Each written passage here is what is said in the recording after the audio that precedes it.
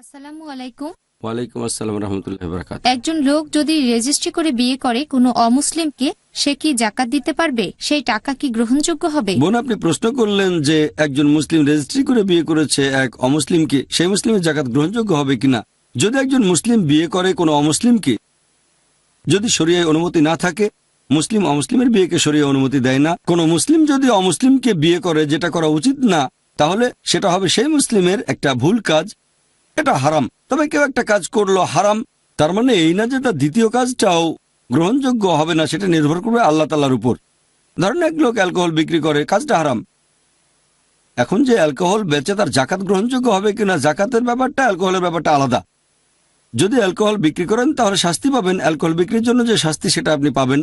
তবে অন্যান্য বিষয়গুলো যতদূর সম্ভব মেনে চলতে হবে। ইসলামে সবচেয়ে বড় পাপ হচ্ছে শিরক, আল্লাহ সুবহানাহু ওয়া তাআলার সাথে অন্য কাউকে শরীক করা। যদি কেউ শিরক করে তাহলে তার অন্যান্য কাজগুলোর কোনো মূল্য নেই। কেন? শিরক করা সবচেয়ে বড় পাপ, আল্লাহ কখনোই ক্ষমা করবেন না যদি কেউ শিরক করে। আল্লাহ পবিত্র কোরআনে বলেছেন সূরা নিসা অধ্যায় নম্বর 4 আয়াত নম্বর 48, এছাড়াও সূরা নিসা অধ্যায় 4 আয়াত 116। আল্লাহ চাইলে যে কোনো পাপ ক্ষমা করতে পারেন, তবে শিরক করাকে কখনোই ক্ষমা করবেন না। যদি কেউ মারা যায় মুশরিক হিসেবে, তার অন্যান্য সব কাজ মূল্যহীন।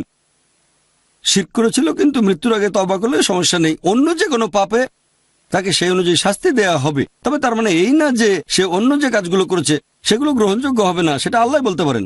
কিছু বিষয়ে সম্পর্ক আছে, সরাসরি বলতে পারেন এটা মূল্যহীন। যেমন ধরেন এক লোক আরেকজনের সাথে কথা বলছে, কথা বলার সাথে সাথে সে যদি মুসলিমদের মতো করে নামাজ পড়ে, সেটা মূল্যহীন, নামাজটা মূল্যহীন হয়ে যাবে। এই কাজগুলো সম্পর্কিত, নিশ্চিতভাবে বলতে পারেন না এটা মূল্যহীন। তবে যদি সম্পর্ক না থাকে তাহলে সে ভালো কাজের পুরস্কার পাবে, আর যদি ভুল করে থাকে তাহলে শাস্তি পাবে। আশা করি উত্তরটা পেয়েছেন। ثم تولوا عنه وقالوا معلم مجنون إنا كاشف العذاب قليلا إنكم عائدون يوم نبطش البطشة الكبرى إنا منتقمون ولقد فتنا قبلهم قوم فرعون وجاءوا رسول